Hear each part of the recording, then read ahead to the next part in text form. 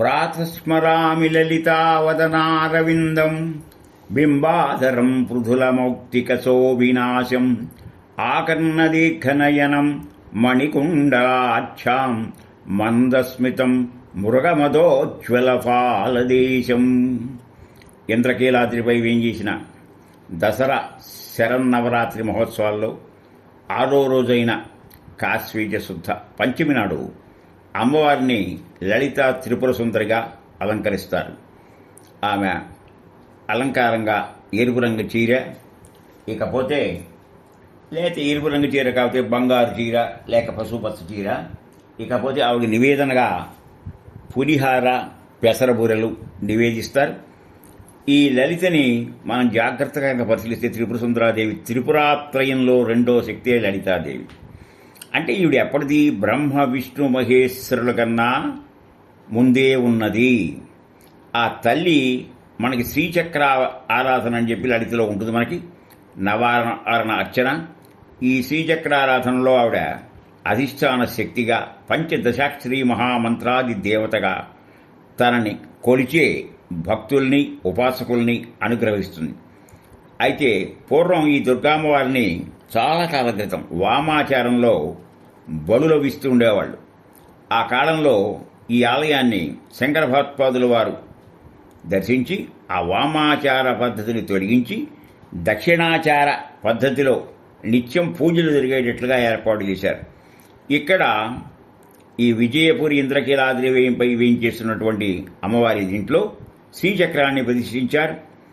ఆయన యొక్క ఆదేశ ప్రకారం ఆనాటి నుండి ఈనాటి వరకు లలితా సహస్రనామ పూజలు జరుగుతాయి.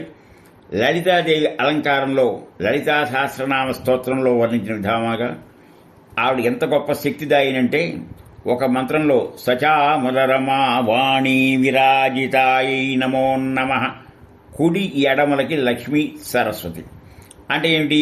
కుడి సరస్వతి, ఎడమ లక్ష్మిగా మనం భావించాలి. అందువల్ల వింజామరలు ఇస్తూ ఉంటారు వాళ్ళు. వీళ్ల మధ్య లలితాదేవి చిరునవ్వు నవ్వుతూ మనకి దర్శనమిస్తుంది. అంటే ఏమిటి? లలితా రహస్యనామ స్తోత్రాల్లో పైకి కనపడే అర్థాలు కాకుండా అంతర్గతంగా ఉన్న మూలాలు పరిశీలిస్తే తత్వం అర్థమవుతుంది. ఈ యొక్క నామాన్ని గనక బాగా విశ్లేషించుకుంటూ పోతే చామరములతో వీయటం మనకు కనపడిన కుడి మంచిదా ఎడమ మంచిదా, వీరిలో ఎవరి ఎక్కువ అనే ప్రసక్తిలో ఎంత లక్ష్మీ కటాక్షంతో మనకి ఎంతో సిరి సంపదలతో ఊరేగినా కించిత్ ఇంకిత జ్ఞానం అన్ని జ్ఞానాల్లోకి ఇది కొత్త జ్ఞానంగా చెప్తున్నాను నేను. ఈ జ్ఞానం లేని వాళ్ళని డబ్బుని ఎలా సద్వినియోగం చేయాలి, ఏ కార్యక్రమానికి వెచ్చించాలో తెలియదు. అందువల్ల ఏమవుతుందంటే లక్ష్మీ సంపద ఉన్నా దాన్ని దుర్వినియోగం చేసి ఇబ్బందులు పడుతూ ఉంటారు. కనుక దానికి కావాల్సింది ఏమిటంటే సరస్వతి అనుగ్రహం, కటాక్షం. ఆ జ్ఞానం ఇచ్చేదే సరస్వతీదేవి. అందువల్ల ఆవిడ కుడివైపు ఉంది, ఈవిడ ఎడమవైపు ఉంది అనేటువంటి భావాన్ని మనం స్ఫురింపజేసేటువంటి మంత్రంగా అంతరార్థంగా మనకు కనపడుతుంది. అలాగే ఆవిడ చిరునవ్వులు ఇంకా ఉన్నాయి మనకి. ఎందుకంటే ఏనాటికి వాడని ఒక చెరుగడం ధరిస్తూ ఉంటుంది. అంటే ఏమిటంటే ఆ ఇక్షు యొక్క ఏమిటంటే ఒక్కొక్క కణుపు తిన్న కొద్దీ ఇంకో కణుపు తినాలనేటువంటి ఆ రుచి మరిగిన వాడు తింటూనే ఉంటాడు. అంటే మన మనస్సు కనుక ఒక రూపం ఇస్తే మనోరూపే క్షుకో దండమండిత లేక పండిత. అంటే ఏంటి? మన మనసు యొక్క లక్షణం ఏమిటంటే అసలు విషయాన్ని మరి పొందిన కొద్దీ ఇంకా పొందాలి. ఇందాక లక్ష్మీ దాంట్లో చెప్పినట్టుగానే. అందువల్ల చెరుకు గడ వల్ల మన రూపాన్ని ఆవిడ ధరించి దీన్ని జాగ్రత్తగా తన చేతిలో అదుపులో పెట్టుకుందనే అర్థం వస్తుంది. అలాగే శివుడు వక్షస్థలంపై కూర్చున్నటువంటి పోస్చర్లో లలిత. ఆ లలిత అనేటువంటి ఆకారాన్ని చూడంగానే మనకి ఎక్కడ లేని లాలీత, దాన్ని తలకింద చూడండి, తలీలా తల్లి. ఆ మాతృభావన కలిగి ఎంతో తల్లి చెంత ఉన్నామనేటువంటి ఒక అభయముద్ర వరదముద్ర ఇస్తున్న ఆవిడ్ని చూస్తుంటే మనకి ఆశాజనంగా ఆహ్లాదజనకంగా జీవితాన్ని కలగలుగుతాం. కనుక ఆ లలితా భట్టారికా దేవిని మనం భక్తితో తలుచుకుని మనసారా ప్రార్థించాలి అనేటువంటిది వస్తుంది. ఆవిడ చేసేటువంటి దాంట్లో మంచి కవచాలు మరి సృష్టి ఉన్నాయి. ఉదాహరణకి శ్రీ విద్యాంబరి పౌర్ణమే ఋషికరే బిందు త్రికోడే స్థితాం వాగీశాది సమస్త భూతజననీ మంచే శివాకారకే కామాక్షి కరుణారసార్ణవమయీం కామేశ్వరాంకస్థితాం కాంతాం చిన్మయకోటి నిలయాం శ్రీబ్రహ్మ విద్యాం భజే. ఈ శ్లోకంలో చూస్తే పరిపూర్ణ విద్య ఇచ్చేటువంటి ఏ శ్రీ విద్య ఉందో ఆవిడ వల్ల మనకు వస్తుంది. ఆవిడ ఎక్కడుందంటే ఆ నవావరణంలో గనక చూసుకుంటే, ఈ నవావరణ దాటిన తర్వాత ఆ పైనున్న బిందువు ఉందే అక్కడ త్రికోణంగా ఉంటుంది, అక్కడ ఉంటుంది. ఆవిడ ఎవరు కొలుస్తున్నారు?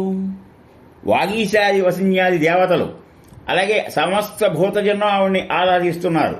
ఆవిడ మంచం ఏ ఆకారంలో ఉంది?